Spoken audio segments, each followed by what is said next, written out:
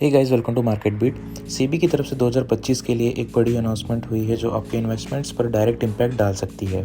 Tougher IPO rule, safer mutual fund और AI tools के लिए नए अकाउंटेबिलिटी नॉर्म्स। ये रिफॉर्म सिर्फ बड़े प्लेयर के लिए नहीं बल्कि हर इन्वेस्टर्स के लिए है। चलिए सारी बातें सिंपल और आसान शब्दों में समझते हैं और देखते हैं इनका मार्केट और आपके पोर्टफोलियो पर क्या असर होगा। सबसे पहला रूल है एसएमई आईपीओ के लिए टफर रूल्स। आईपीओ के लिए मिनिमम 1 करोड़ का ऑपरेटिंग प्रॉफिट होना ज़रूरी है। रिलेटेड पार्टी ट्रांजैक्शन आरपीटी का कंप्लाइंस अब एसएमई आईपीओस पर भी लागू होगा। जनरल कॉर्पोरेट पर्पस जीसीपी के लिए पैसा रेस करने की लिमिट 10 करोड़ या 15% रखी गई है। इसका इम्पैक्ट ये होगा कि एसएमई कंपनीज, छोटी कंपनीज के लिए आईपीओ लाना मुश्किल होगा क्योंकि अब ज़्यादा कंप्लाइंस और प्रॉफिट रिक्वायरमेंट्स की ज़रूरत होगी। इन्वेस्टर्स के लिए पॉजिटिव ट्रांसपेरेंसी बढ़ेगी और इन्वेस्टर्स का ट्रस्ट डेवलप होगा जो उन्हें सेफ इन्वेस्टमेंट्स का ऑप्शन देगा। सेकंड रूल देखें तो वो है परफॉर्मेंस वैलिडेशन एजेंसी। ये एजेंसी क्या करेगी? रिसर्च एनालिस्ट, इन्वेस्टमेंट एडवाइज़र और एल्गो प्रोवाइडर्स अपने रिस्क रिटर्न मैट्रिक्स को वैलिडेट करा सकते हैं। वैलिडेशन का काम एक क्रेडिट रेटिंग एजेंसी करेगी जो एक रिकॉग्नाइज्ड स्टॉक एक्सचेंज के डेटा सेंटर पर बेस्ड होगा। इसका इम्पैक्ट ये होगा कि जेन्युइन प्रोडक्ट्स इन्वेस्टर्स को अच्छी क्वालिटी और रिस्क क्लियरेंस वाले प्रोडक्ट्स आइडेंटिफाई करने में मदद मिलेगी। वॉलंटरी सिस्टम, क्योंकि ये एक मैंडेटरी नहीं है, एडवाइजर्स के ऊपर डिपेंड करता है कि वो अपने परफॉर्मेंस वैलिडेट करते हैं या नहीं। तीसरा रूल हमारे पास है मर्चेंट बैंकर्स के लिए। कैटेगरी 1 के एमबीस के लिए नेटवर्थ रिक्वायरमेंट 50 करोड़ और कैटेगरी 2 के लिए 10 करोड़ है। सेबी परमिटेड एक्टिविटीज़ के अलावा कोई और काम करने के लिए अलग लीगल एंटिटी बनना होगा। इसका इम्पैक्ट ये होगा कि स्ट्रॉन्गर कंप्लायंस होगा। नेटवर्क बढ़ाने के रूल से मर्चेंट बैंकिंग इंडस्ट्री प्रोफेशनल्स और अकाउंटेबिलिटी बनेगी। क्लैरिटी, एक्टिविटीज़ को सेपरेट एंटिटी के अंदर रखने का रूल कन्फ्यूज़न और कॉन्फ्लिक्ट्स को रिड्यूस करेगा। फोर्थ रूल है हमारे पास है इनसाइडर ट्रेडिंग के ऊपर। यूपीएसआई के अंदर 17 नए इवेंट इंक्लूड किए गए हैं जो रेगुलेशन 30 के साथ अलाइन करते हैं। स्ट्रक्चर्ड डिजिटल डेटाबेस में डेटा एंट्री के लिए 2 दिन का टाइम दिया गया है।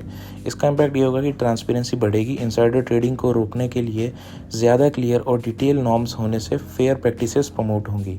कंपनीज का compliance, load, structured database maintain करने का कॉस्ट और एफर्ट्स बढ़ जाएंगे। फिफ्थ रूल है हमारे पास पब्लिक कंसल्टेशन का मैंडेटरी बनाना। जैसे पब्लिक कंसल्टेशन अब हर नए रेगुलेशन के लिए मैंडेटरी होगी। पॉलिसी चेंज पर पब्लिक सजेशंस के लिए मिनिमम 21 दिन का टाइम दिया जाएगा। इसका इम्पैक्ट ये होगा कि ज़्यादा ट्रांसपेरेंसी बढ़ेगी। पब्लिक पार्टिसिपेशन से नए रेगुलेशन ज़्यादा इंक्लूसिव और रिलेवेंट बनेंगे। बेटर पॉलिसीज़, स्टेक होल्डर्स के इनपुट से बैलेंस्ड और इफेक्टिव पॉलिसीज़ बनेगी। 6 रूल है हमारे पास म्यूचुअल फंड के ऊपर। एम्प्लॉयज़ के skin in the game requirement relaxed की गई है। नए फंड के डेवलपमेंट के लिए 30 दिन का टाइम फ्रेम दिया गया है। इम्पैक्ट ये होगा कि एम्प्लॉयज़ के लिए रिलीफ, फंड मैनेजर और एम्प्लॉयज़ के लिए कंप्लायंस प्रेशर रिड्यूस होगा। टाइमली इन्वेस्टमेंट, इन्वेस्टर्स के लिए फंड का जल्दी डिप्लॉयमेंट रिटर्न इन्हेंस करेगा। 7th हमारे पास है आरईआईटीज़ और इनवीआईटीज़ के नए रूल्स। आरईआईटी और इनवीआईटीज़ अब अनलिस्टेड इक्विटी और लिस्टेड म्यूचुअल फंड में इन्वेस्ट कर सकेंगे, लेकिन सिर्फ सेफ इंस्ट्रूमेंट्स में। इसका इम्पैक्ट ये होगा कि बेटर डाइवर्सिफिकेशन होगा। नए इन्वेस्टमेंट ऑप्शन से आरईआईटी और इन्वेस्टीज रिटर्न और स्टेबिलिटी इंप्रूव होगी। इन्वेस्टर्स को बेनिफिट, रियल स्टेट और इंफ्रास्ट्रक्चर बेस्ड इन्वेस्टमेंट में ज़्यादा फ्लेक्सिबिलिटी मिलेगी। 8 रूल हमारे पास है high value debt listed entities के लिए। जो high value debt listed entities का थ्रेशोल्ड ₹500 करोड़ से बढ़कर ₹1000 करोड़ कर दिया गया है। रिलेटेड पार्टी ट्रांजैक्शंस के लिए एनओसी और डिबेंचर होल्डर्स का अप्रूवल मैंडेटरी है। इसका इम्पैक्ट ये होगा कि डेट मार्केट सेफ बनेगा और रिलेटेड पार्टी ट्रांजैक्शन का स्ट्रिक्ट मॉनिटरिंग इन्वेस्टर्स के इंटरेस्ट को सेफगार्ड करेगा। ट्रांसपेरेंसी, नए रूल से कंप्लायंस और ट्रस्ट बढ़ेगा। 9th रूल हमारे पास है एआई टूल्स से रिलेटेड। एआई टूल्स का यूज़ करने वाली रेगुलेटेड एंटिटीज़ उनके रिजल्ट और सिक्योरिटी के लिए रिस्पॉन्सिबल होंगी। इम्पैक्ट ये होगा कि सिक्योर एनवायरनमेंट, डाटा प्राइवेसी और इथिकल यूज़ के रूल से इन्वेस्टर्स के लिए एक सिक्योर और फेयर ट्रेडिंग एनवायरनमेंट बनेगा। टेक का रिस्पॉन्सिबल यूज़, एंटिटीज़ को एआई का प्रॉपर यूज़ इंश्योर करना होगा। लास्ट हमारे पास रूल है suspicious trading regulation. Proposed rule जिसमें सस्पिशियस ट्रेडिंग की जिम्मेदारियां प्रूव करने का काम ट्रेडर का होता, उसे रिजेक्ट कर दिया गया है। इम्पैक्ट ये होगा कि मार्केट पार्टिसिपेशन को रिलीफ, ये डिसीजन अनफेयर ट्रीटमेंट और अननेसेसरी लीगल इशू से बचाता है। बैलेंस्ड अप्रोच, इनोसेंस प्रूफ करने का काम ना होने से नेचुरल जस्टिस प्रमोट होता है।